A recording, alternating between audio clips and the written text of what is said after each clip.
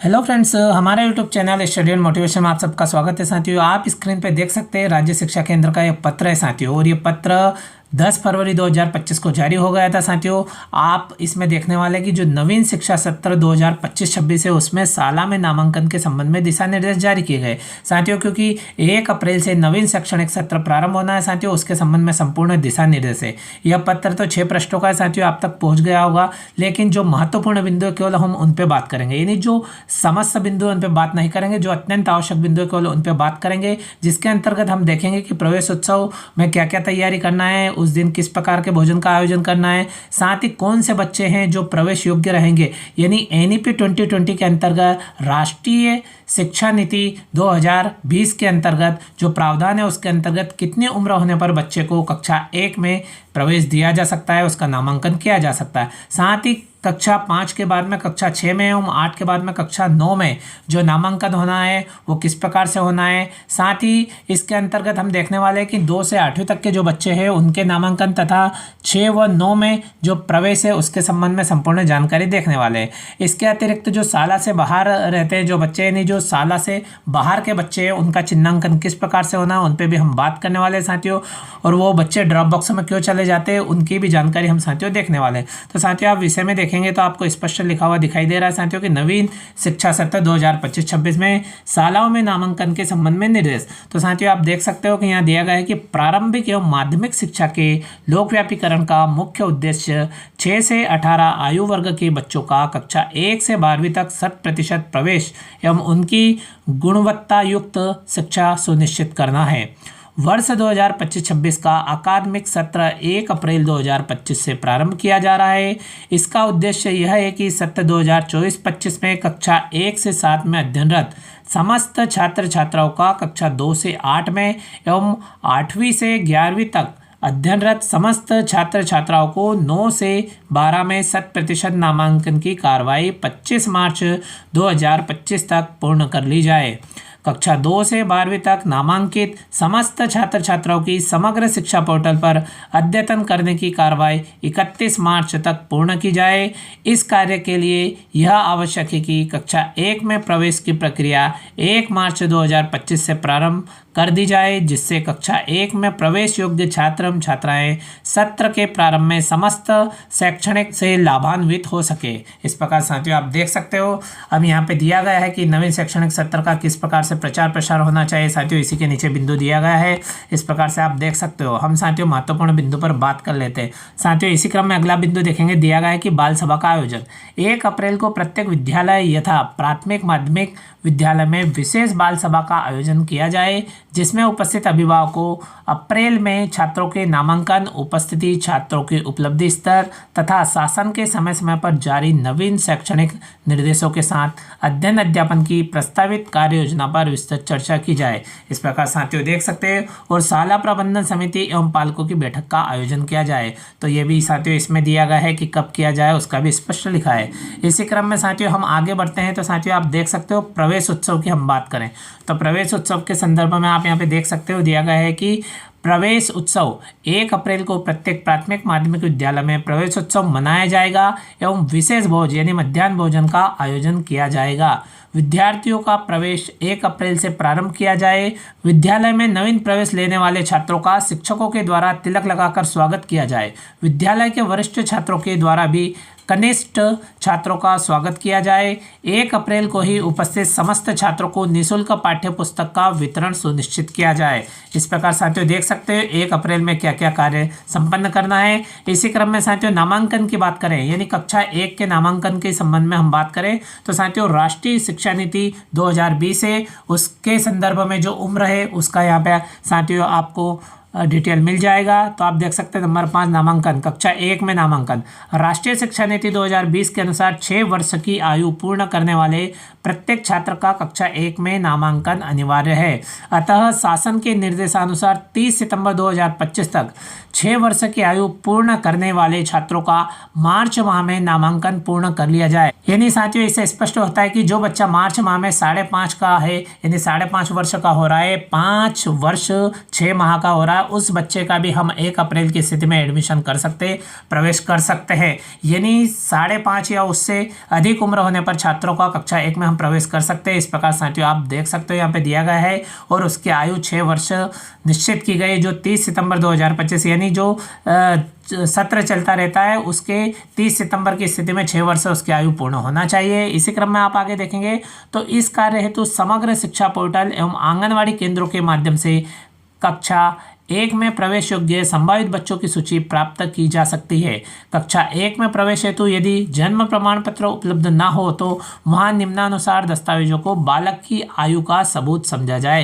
यानी साथियों कुछ बच्चे होते हैं जिनके पास में जन्म प्रमाण पत्र नहीं है या फिर जन्म प्रमाण पत्र बाद में उपलब्ध हो पाएगा, तो उसके संबंध में यहाँ पे दिया गया है कि उसकी अनुपलब्धता में आयु का सबूत कौन कौन सी चीज़ें समझी जाए। तो आप देख सकते हैं नंबर 1 में दिया गया है, यानी टिक नंबर 1 में दिया गया है कि अस्पताल / सहायक नर्स तथा प्रशाविका मिडवाइफ ANM का रजिस्टर्ड या रिकॉर्ड।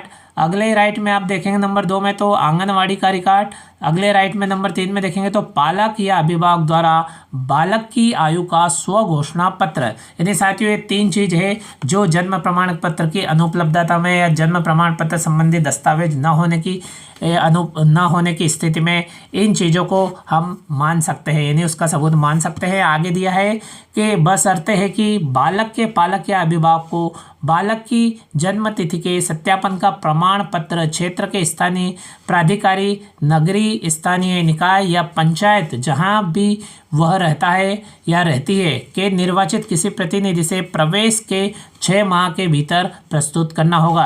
यानी साथियों उक्त ऊपर के दस्तावेज में से कोई सा दस्तावेज देने के बाद भी 6 माह के अंदर जो दिए गए प्राधिकारी है या फिर आप देख सकते हैं निर्वाचित जो प्रतिनिधि है उनके द्वारा 6 माह के भीतर जन्म के संबंध में प्रमाण प्रस्तुत करना होगा। इस प्रकार साथियों आप देख सकते हो कि जन्म प्रमाण पत्र यदि उपलब्ध नहीं है तो भी बच्चे का किस प्रकार से उसका किन सबूतों के आधार पर नामांकन कर सकते हैं, प्रवेश कर सकते हैं और कितनी उम्र होना चाहिए इसके संबंध में भी साथियों आप देख सकते हो। इसी क्रम में साथियों देखें तो कक्षा 2 एवं कक्षा 8 के नामांकन की बात करें तो आप यहाँ पे देख सकते हो 5.1 कक्षा 2 से कक्षा 8 में नामांकन। अकादमिक सत्र 2024-25 में कक्षा 1 से 7 तक अध्ययनरत छात्रों को कक्षा 2 से 8 में प्रवेश दिया जाएगा। इन कक्षाओं में अध्ययनरत छात्रों की जानकारी यथा उम्र, माता पिता का नाम, जाति, पता, जन्म तिथि में यदि कोई परिवर्तन हो तो छात्र से संबंधित आवश्यक दस्तावेज संग्रहित कर समग्र शिक्षा पोर्टल में तदनुसार अद्यतन की कार्रवाई की जाए। इसी क्रम में साथियों कक्षा 6ठी एवं 9वीं में प्रवेश की हम बात करें तो आप देख सकते हो कक्षा 5वीं से 6ठी में एवं 8वीं से 9वीं में ट्रांजिशन लॉस को रोकने के लिए मध्य प्रदेश शासन के पत्र क्रमांक 2091 भोपाल दिनांक 6/12/2024 का अनुपालन किया जाएगा। पत्र के अनुसार ऐसे विद्यालय जो कक्षा 5वीं या 8वीं तक संचालित है उस विद्यालय के प्रधानाध्यापक निकटस्थ विद्यालयों के लिए कक्षा 6ठी एवं कक्षा 9वीं में प्रवेश की कार्रवाई करेंगे। संस्था प्रमुख प्रत्येक विद्यार्थी एवं उनके अभिभावकों से चर्चा कर यह सुनिश्चित करेंगे कि वे किस विद्यालय में प्रवेश लेना चाहते हैं। सुविधाजनक प्रवेश प्रक्रिया के लिए प्राथमिक विद्यालय के प्रधानाध्यापक कक्षा 5वीं एवं माध्यमिक विद्यालय के प्रधानाध्यापक कक्षा 8वीं के उत्तीर्ण होकर कक्षा 6ठी एवं 9वीं में प्रवेश लेने वाले छात्रों के लिए प्रवेश आवेदन भरवाकर समस्त औपचारिकताएं पूर्ण कर प्रवेश देंगे तथा संबंधित माध्यमिक शाला के प्रधानाध्यापक / हाई स्कूल एवं हाई सेकेंडरी स्कूल के प्राचार्य को सूचित करेंगे। इस प्रकार साथियों आप देख सकते हो कि किस प्रकार से कक्षा 6 में प्रवेश के लिए तथा कक्षा 9 में प्रवेश के लिए प्रधानाध्यापक द्वारा कार्रवाई करना है, इसके संबंध में भी जानकारी दी गई है। इस प्रकार साथियों आप देख सकते हो यहाँ पे दिया गया है कि जो शाला से बाहर के बच्चे हैं उनका चिन्हांकन किस प्रकार से होगा। तो साथियों आप यहाँ पे देख सकते हो जो ड्रॉप बॉक्स वाली समस्या है वो भी यहाँ पे दी गई है। तो आप देखेंगे तो शाला से बाहर बच्चों का चिन्हांकन सत्र 2022-23 से भारत सरकार द्वारा यूडाइस के माध्यम से चाइल्ड वाइज ट्रैकिंग की जा रही है। सत्र 2024-25 में छात्रों की प्रोफाइल अपडेट कर आगामी चुनौती की गई है। यूडाइस के अंतर्गत दर्ज सभी छात्रों को पेन यानी यूनिक कोड आवंटित किया गया है। पेन नंबर के द्वारा बच्चे को प्रदेश और राष्ट्रीय स्तर पर ट्रैक किया जा सकता है। सत्र 2023-24 में यदि छात्र किसी स्कूल में अध्ययनरत थे और वर्तमान सत्र 2025-26 में किसी भी शाला में मैप नहीं है, ऐसे बच्चे ड्रॉप बॉक्स में चले जाते हैं। यानी साथियों स्पष्ट होता है, इसमें स्पष्ट दिया गया है कि जो यू डाइस है उसके माध्यम से बच्चे को ट्रैक किया जा सकता है, क्योंकि उसके अंतर्गत आपने देखा साथियों बच्चों की यूनिक कोड यानी पैन नंबर प्राप्त होता है, जिससे ट्रैक किया जा सकता है। और इसमें उदाहरण के तौर पर बताया गया कि 2023-24 में यदि बच्चा या छात्र किसी स्कूल में अध्ययनरत थे और जो वर्तमान सत्र चल रहा है, नहीं ये बहुत जल्द समाप्त होने वाला है 24-25, इसमें यदि बच्चा साला मैप नहीं है तो ऐसे बच्चे ड्रॉप बॉक्स में चले जाते हैं। यानी कौन से बच्चे ड्रॉप बॉक्स में जाएंगे ये स्पष्ट हो गया साथियों। और इसके संबंध में भी आप देखेंगे तो यहाँ पे दिया गया है कि ड्रॉप बॉक्स में स्कूलवार बच्चों की जानकारी उपलब्ध है, अतः जिले स्तर से ड्रॉप बॉक्स में उपलब्ध बच्चों की संख्या के आधार पर उनका सत्यापन करने हेतु शिक्षक को जवाबदेही सौंपी जाए। एक शिक्षक को अधिकतम 5 से 10 बच्चों की जवाबदेही सौंपी जाए, इससे छात्रों के भौतिक सत्यापन का कार्य 10 अप्रैल 2025 तक पूर्ण किया जा सके।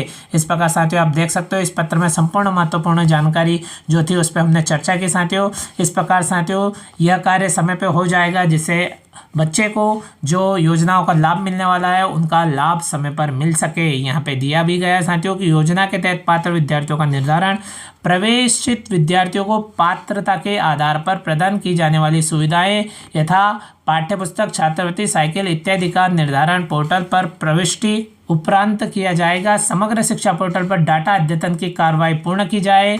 और इस प्रकार से आप देखेंगे तो दिया गया है कि कृपया उपरोक्त अनुसार गतिविधियां समय सीमा में पूर्ण करना सुनिश्चित करें।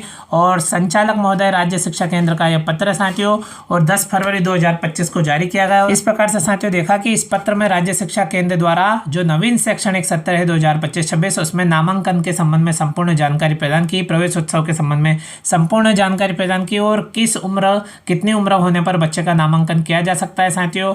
और किस प्रकार से कक्षा 5वीं एवं कक्षा 8वीं के बच्चों का जो प्रवेश होगा आगामी कक्षा में वो किस प्रकार से होगा और किनके माध्यम से होगा साथियों। इसी प्रकार की महत्वपूर्ण जानकारी, साथ ही साथियों एजुकेशन तथा स्टडी मोटिवेशन एवं गवर्नमेंट जॉब संबंधित समस्त प्रकार की जानकारी तुरंत प्राप्त करने के लिए आप हमारे YouTube channel study and motivation को तुरंत सब्सक्राइब करें तथा वीडियो अपने दोस्तों के साथ अधिक से अधिक शेयर करें साथियों। इसी प्रकार की जानकारी और न्यू अपडेट के साथ में अगले वीडियो में फिर मिलते हैं। Thank you friends.